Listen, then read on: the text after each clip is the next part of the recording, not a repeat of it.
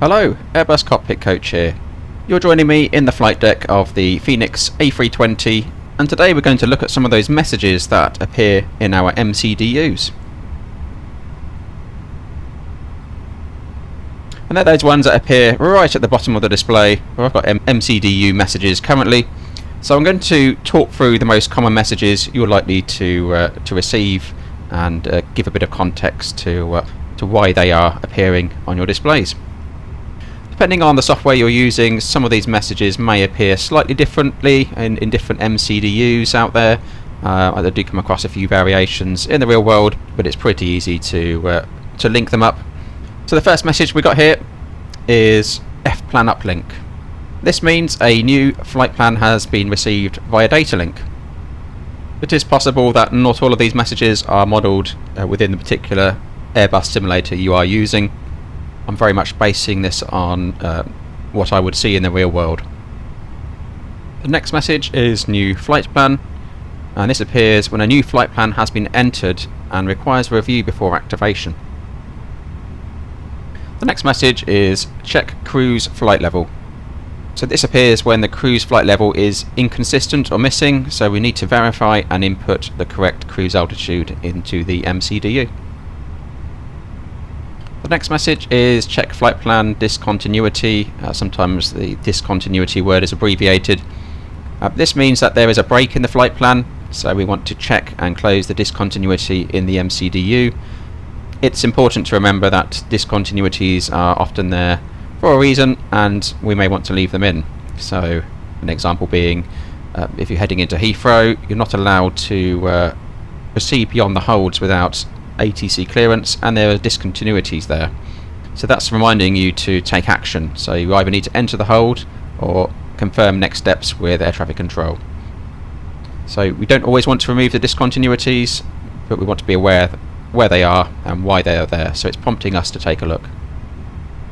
The next message is perf uplink. So that stands for performance uplink. I haven't seen this one in the simulator yet. I'm not sure if it's modelled anywhere, as it's basically relating to performance data update that's been received via data link from your company or your provider of performance information. But we do get these in the real world. The next message is check V1, VR and V2. So this message means that takeoff speeds are not entered or are inconsistent. So we need to verify our takeoff speeds in the performance page and ensure the values are correct.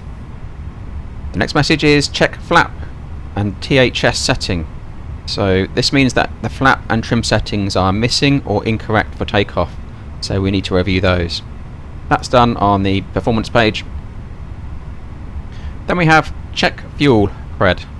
That means check our fuel prediction, and our fuel predictions need to be verified. So there's been a change and it's basically prompting us to take a look at our fuel situation. Next we have check CI entry. So this is prompting us to check our cost index.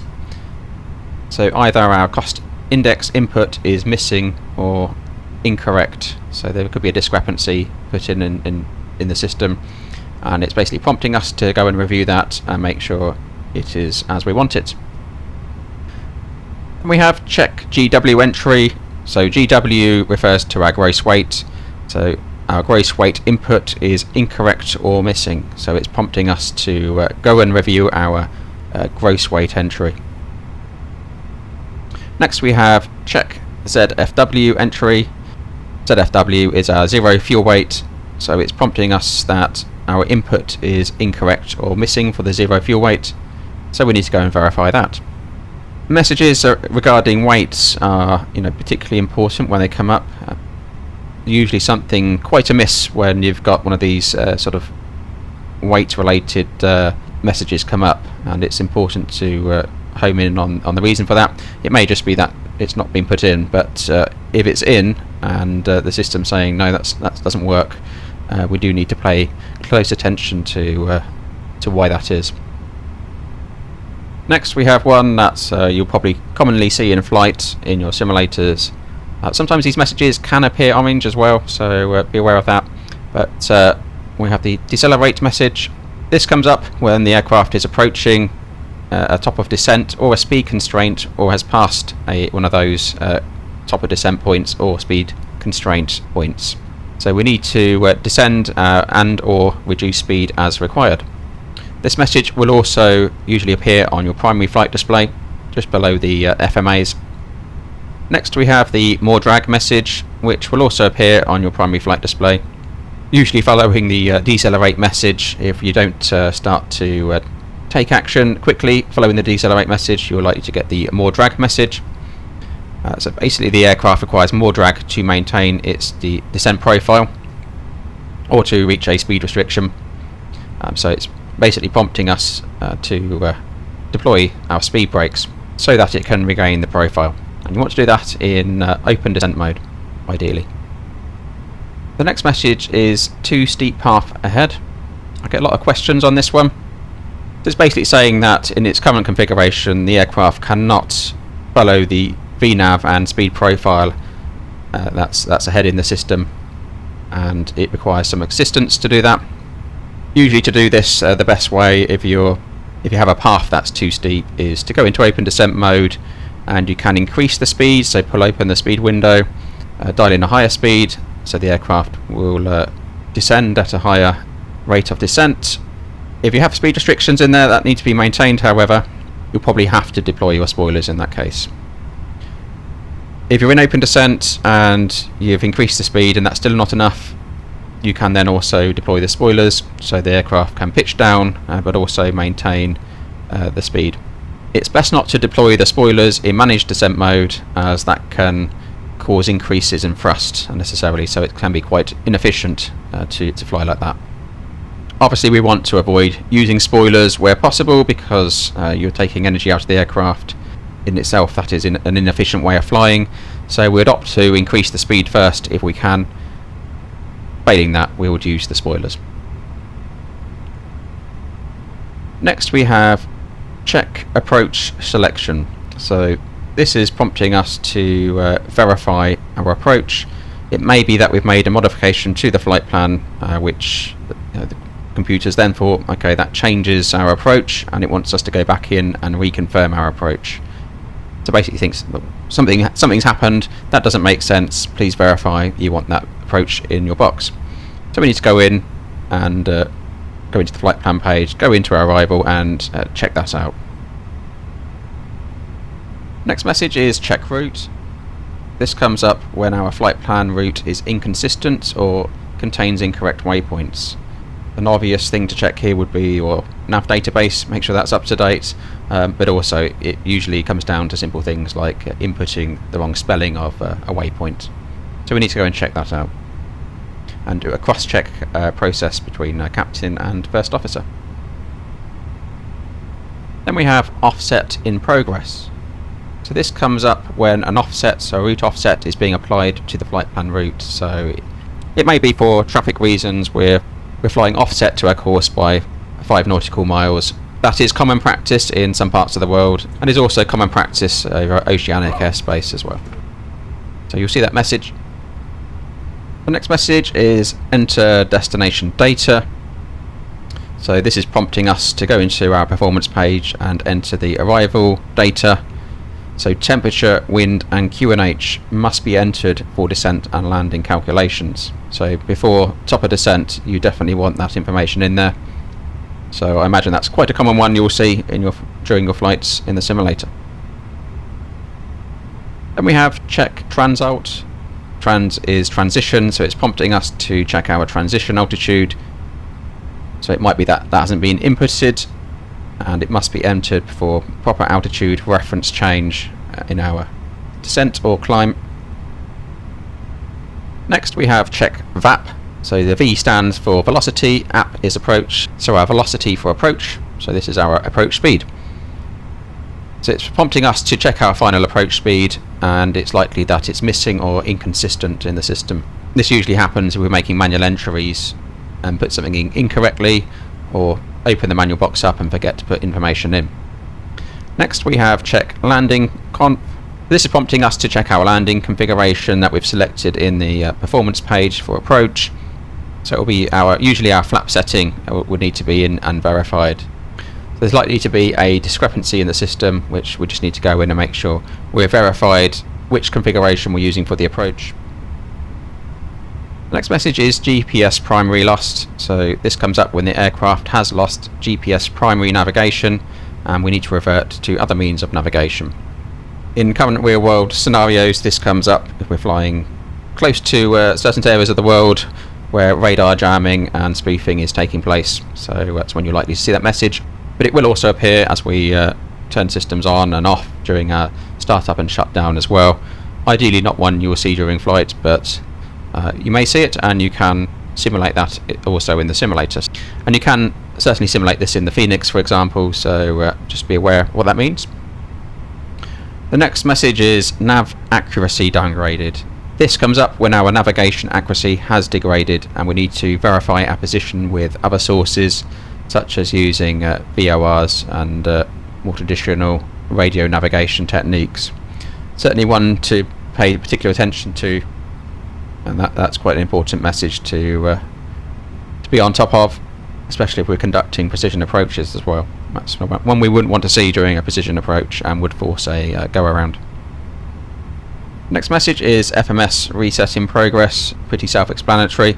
So the flight management system is resetting and some functions may be temporarily unavailable. Not one you want to see in flight though. Our next message is nav accuracy check. So this is the flight management system prompting the crew to verify navigation accuracy. It may be that there's been a very slight discrepancy and we need to go in and check our sources of navigation data, so wherever we've got the GPS system available and what the accuracy is. Maybe there's a big difference between some of the IRS units, so it's just prompting us to go and look into that system and see what level of accuracy we have available to us. There could be a number of reasons for that one. Then we have ATC uplink. So we get this message appear when a new ATC clearance or instruction has been received via CPDLC.